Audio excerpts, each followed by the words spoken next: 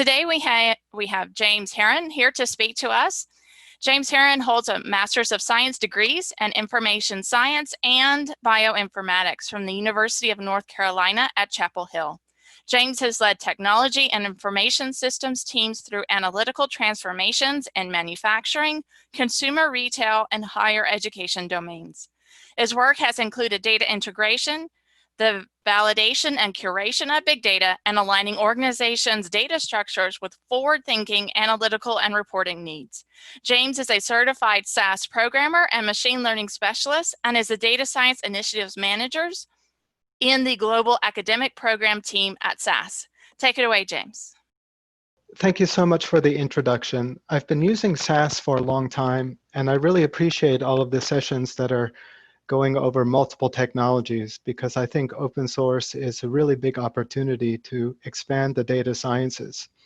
And my group at SAS is all about collaborating with academics so that we can help provide analytical talent to customers and also make certain that we are preparing the next generation of student to enter into the data science field. I'm broadcasting from my kitchen office. You can see this is my attempt at a standing desk. If anybody would like, it's a great little way to get going to bring your computer high. I just want to talk a little bit about the Global Academic Program. We're here to support industry partnerships in academia, deliver technology and resources for teaching and learning. So everything I'm going to talk about today is available free of charge. We're here to support you, educators, students. If you have anything you need regarding additional trainers kits, additional academic consultation or curriculum consultation, please make certain to send an email my way. I'll put that at the end of the slideshow again. Okay, and so again, our goal is to help increase consideration among faculty, build usage among students. I'm going to show a little bit of that today, and then also make certain that we develop these collaborations with academic and SAS partners. Okay, one thing I'll talk about a little bit when we leave is our free training for educators. If you're interested in coming or attending one of our academic workshops, please take a look at sas.com/professor-workshops. We're offering all of these live web format, and I'll also let you know how you can get access to e-learning. So here's some education and student training options that we've provided in the past. So if you're interested in the basics using University Edition, becoming skilled up in SAS programming, structured query language, and so on, we have an entire suite of workshops that we offer specifically tailored for academic audiences. Okay. The other thing is we want you to have e-learning resources. We know that everybody is working at a distance. There's a lot of uncertainty right now. We have an academic hub that's available for academics. This is for educators and students. That makes certain you have self-paced learning courses that provide you with badging and can bring you in alignment with some of our certification pathways. That's available at www.sas.com/academic hub. Okay, if you would like to teach using our resources, we have trainers kits that give you everything you need, programs, course notes, all of the data sets, and the PowerPoint slideshow to deliver this. Okay, and full circle, we just want to provide you our support in terms of educating your students and making certain that the next generation of data scientists are entering into the workforce. Okay, I'll talk a little bit about this software promotion for free learning resources on demand for academics, SASPy for learners, and SAS University Edition when we get into the demonstration. Okay, so these are the three free academic offerings that we have. I'll spend probably the most time in this University Edition showing the Python integration, but we have Python integration and SASPy for learners and coming soon on SAS on demand for academics. Okay, all right, so I've been doing this work for a long time. And really, I think that analytics or data science provide really big opportunities, but a lot of times we don't know where to start when we're teaching. Sometimes we start small, okay, maybe we use these textbook examples, but we kind of miss out on thinking big. And I wanted to show how open source integration across technologies can really be a way to meet your students where they are and help them think big. And maybe one opportunity to think big is if you start with a small data set, maybe you can answer bigger questions. So if we really want to move the world with analytics, maybe we should start with a big goal in mind. How do you win the Indianapolis 500 and also reduce your carbon footprint? And the notebooks and the programs I'll show today maybe move us a little bit in that direction, okay? But if we think back to where we were 1911 style, analytics, what resources did we have at our fingertips? We did not have all of these vendors of tools. We had basic tools like paper, pencil, stopwatches, and so on. But my ancestors, this is my great-great-granddad's cousin, decided he wanted to win the first Indianapolis 500, so he started timing his laps, decided that if he could make his car weigh less, he could go faster around the track, more times around the track in less time, he'd win the race. Okay. Well, this is my racetrack from Greensboro, North Carolina to Cary, North Carolina. This is my old car. It was not very fuel efficient. My new car, very fuel efficient. I wanted to find out if there's a way for me to use in SAS software some sort of analytical measurement of how, if I have this racetrack back and forth, I can help measure my carbon dioxide reduction or my fuel consumption. Okay. SAS on the other side. It's really, you can use each tool and integrate both into one platform, so that we can use multiple technologies, answer the question based on data type and input. And our current versions of SAS have multiple points of integration for popular open source software. And there are definitely times when one technology is not always going to give us the best answer. So I'll give a little demonstration. And everything I'm going to show today, I'll make available after the presentation. In our SAS Studio interface, we can write a SAS program that runs from start to finish with data in the job stream so that we don't have to refer to an external data set. And there's point and click support to help us answer those questions. How do we win the Indianapolis 500 or reduce our carbon footprint? I'll show you the same thing, how we can write a SAS program. You see that the SAS kernel is engaged here in this Jupyter notebook. And we've seen some really good presentations already that gave an overview of how useful the Jupyter notebook format is in teaching and learning. And then also I'll show you an example Python notebook that imports this package called SASPy, which is a way for us to bridge SAS using a Python syntax. So 3 examples trying to answer the same question: SAS interface, Jupyter interface using SAS, a Jupyter interface using Python that also calls the SAS runtime. Okay, so Python integration is already pre-configured in the following academic environments: University Edition and SASPy for learners. I'm going to show the University Edition. If you would like to download and install the Python kernels, we have one called SAS_kernel and SASPy that can be configured for local SAS installations if you have it running on your computer, and coming soon, SAS on demand for academics. If you'd like more information about any of these open source packages for Python, here they are at the bottom, and we'll return to that. I'm going to stop sharing my screen and switch over to my web browser because I want to show my application. All right, I think everybody can see my screen again. I'm here in the SAS Studio interface, and it looks like it's delivered through the web. It's really a web browser that is providing me access to the SAS runtime. Okay. So in this interface over on the left side, we have a point and click navigation bar. I can find my program and open it. And this is conventional SAS syntax, creating a library reference that points to a location in my implementation or my runtime, creating a SAS data set, data lines. These are my data points in the job stream, creating maybe a little bit more sophisticated data set where I'm performing some basic calculations. And then going further in this data set, getting a little bit more complicated with the calculations and so on. And then finally, a data set that really helps me try to answer that question. How am I doing better in reducing my carbon footprint? Sure, I will post those web addresses as soon as we get a chance. So just to show you in the SAS Studio environment, as soon as I'm running here, I'm thinking about using the SAS runtime, right? So I create my my 4 data sets. I can browse through them one at a time. I want to get to that data set that really has the calculated columns. It's here available, right?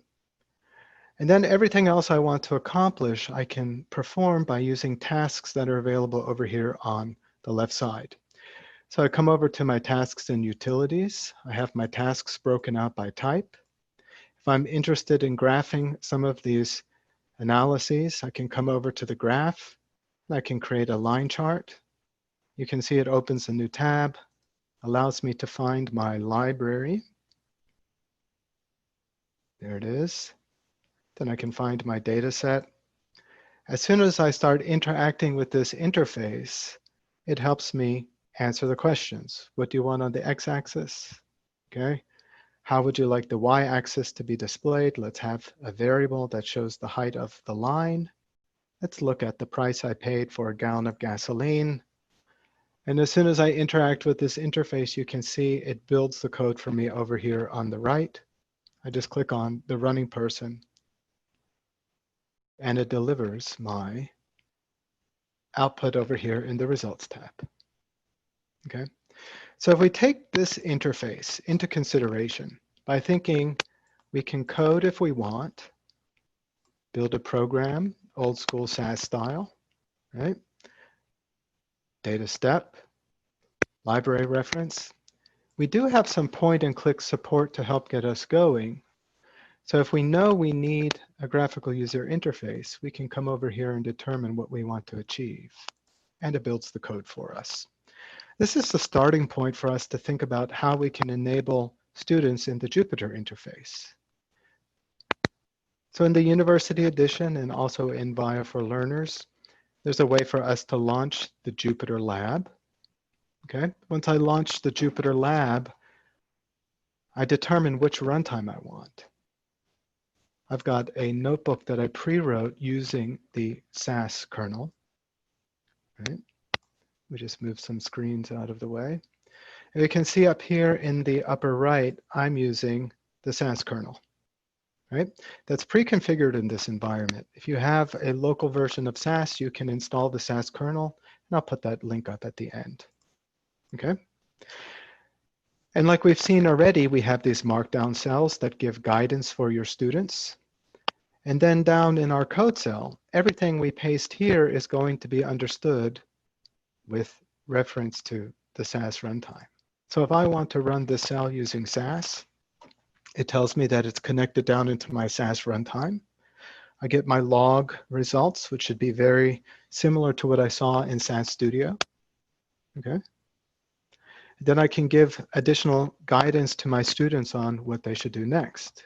If I want to send them to SAS support to help them figure out the syntax, I could just put that in this markdown cell. Okay.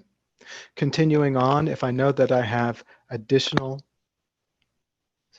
output that would be generated to my results tab, like HTML, as soon as I run this step, you can see that it's executing. All right. You can see I get my summary statistics, histograms, right, all of the measures in my data set. And if I were to switch back to SAS Studio, the results are coming really from this runtime. So I've used the JupyterLab to call the SAS runtime, capture the results from this results tab, and then bring it in line in my Jupyter notebook. So if we're thinking about turning in a final assignment or having a portfolio of work, this Jupyter notebook allows you to capture SAS output instead of returning to the SAS runtime and saving a program that needs to be executed again. Okay, again, this is the same code I would execute inside a SAS runtime, but I'm connected into that SAS runtime from the Jupyter notebook. Right, there we go. Now I want to switch over to showing how this integrates with open source, because what I've shown you is really, this is SAS syntax running in this environment. If I come over to my mileage Pi notebook, Okay.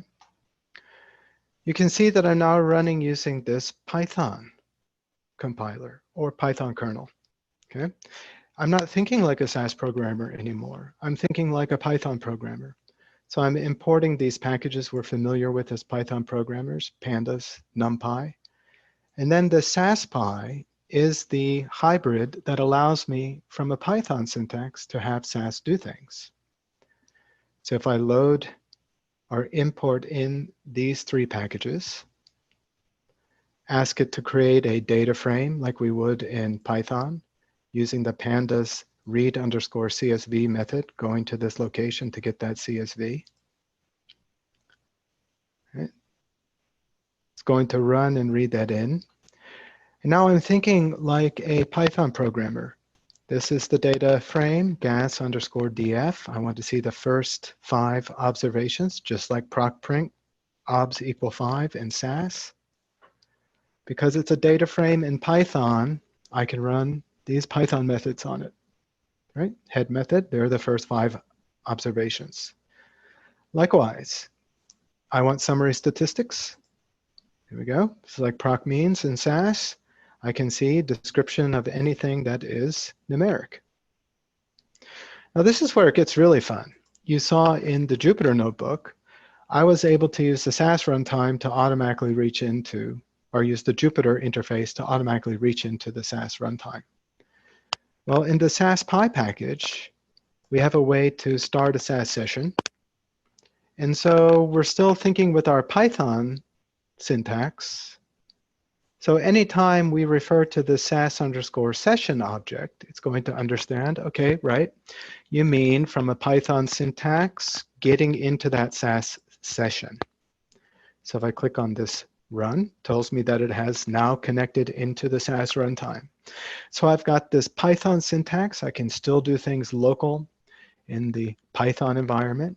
I imported those 2 packages, NumPy and pandas, right?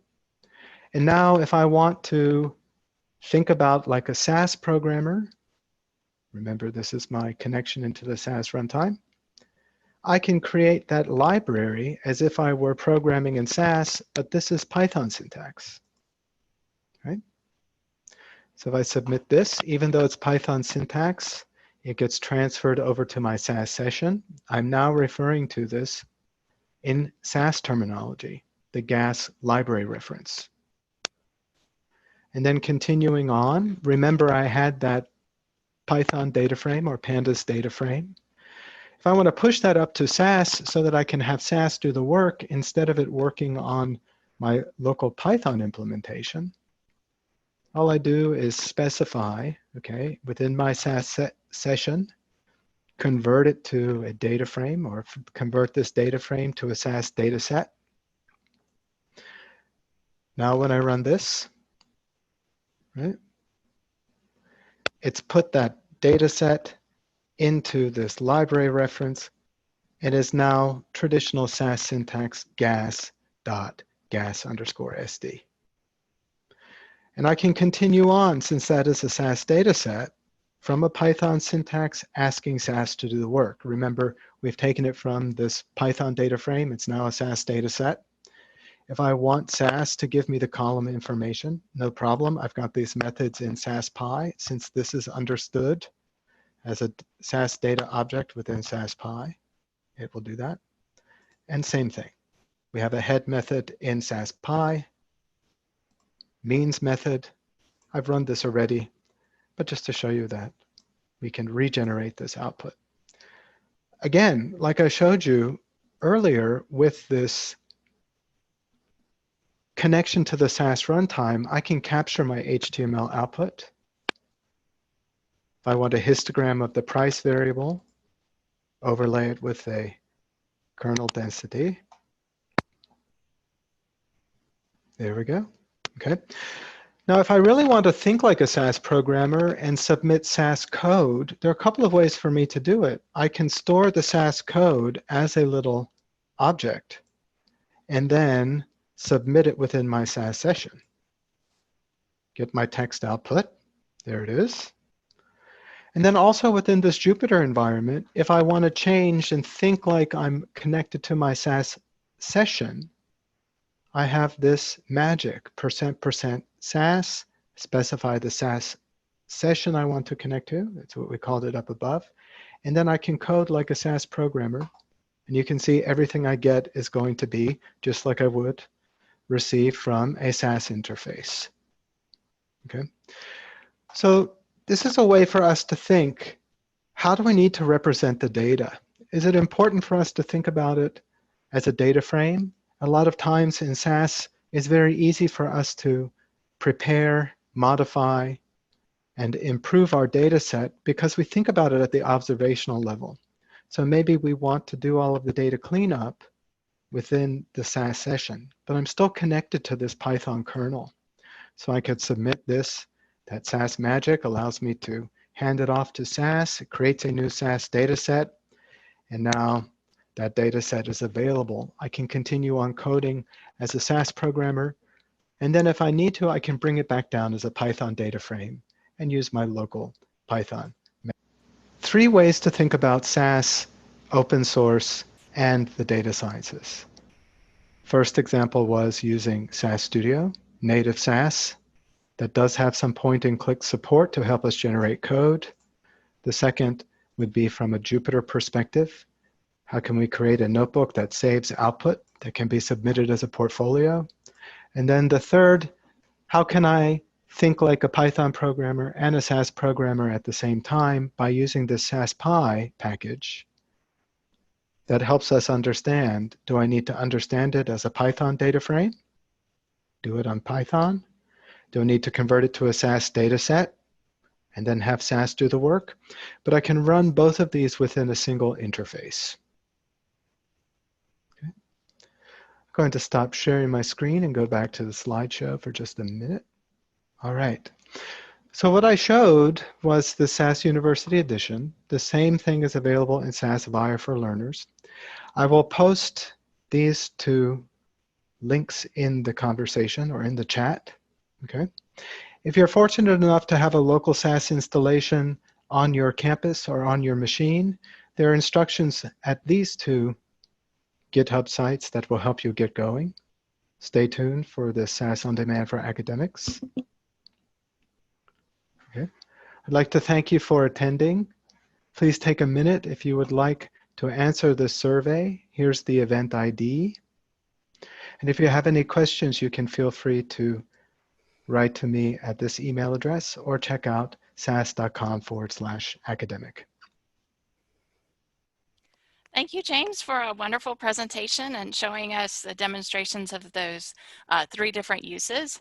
If you are an instructor that was thinking about using the SAS and Python together, what would be a good kind of introductory activity for students to do that? So I would say the first introductory activity would be to teach them the differences in data representation. So in Python, we think about a data frame, matrix. In SAS, we really think about a series of observations.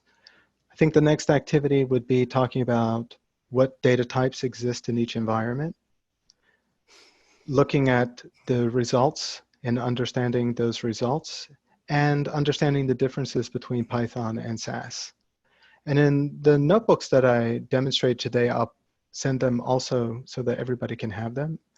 They don't require any externally loaded data because they have all of the data in the job stream. I think that first Python data frame refers to the CSV file, but I'll include that as well. And I think starting there would be a great way for them to think creatively. And can you give me, I know you've worked with industry, that was in your bio. Can you give me kind of a use case of where students would need to make this combination, just an example that we might be able to tell our students about? I know my students always, when I say this is done in business, they all of a sudden become much more interested in what I have to say. Right. So there are a lot of industries that have to have sort of maintained environments that have commercial software, big servers, multiple users, and there are procedures that are going to need to run in that validated environment. So if you're working in any type of regulated industry, there might be need for a vendor-driven software platform like SAS. Okay. A lot of times, smaller business units don't have the access to those large environments, so they're doing things ad hoc. They might be doing a lot of work locally on their machines. If they don't have a vendor-based software installed on their local machines, they might rely on open source. There might be some new methods that they create or custom functions that they're running in a particular runtime. So those would be examples where you need to sort of think about where the work's being done, where the processes and procedures exist. I would say also, as soon as you start collaborating across different units, so IT or IT heavy environment, they might be more on the open source Python R side, but a business analytics or visualization unit might really be in more of a vendor supported environment. Right, so they need to cross over between those two. Right. Yeah, there's a comment about someone who took SAS as a student and felt that it was kind of a very time-consuming program. Are there some pieces of advice that you can give us as instructors on how to give the students this experience in using statistical software that's validated and used, but kind of making it in a very approachable manner for the student? So we're working on some smaller activities that would not need to really fit into a long sort of commercial-based SAS training course. So at SAS, generally our commercial training is based around a programming 1 track, a programming 2 track, and so on. We're making lighter weight content that will be available on our academic hub. That would be a great place to start.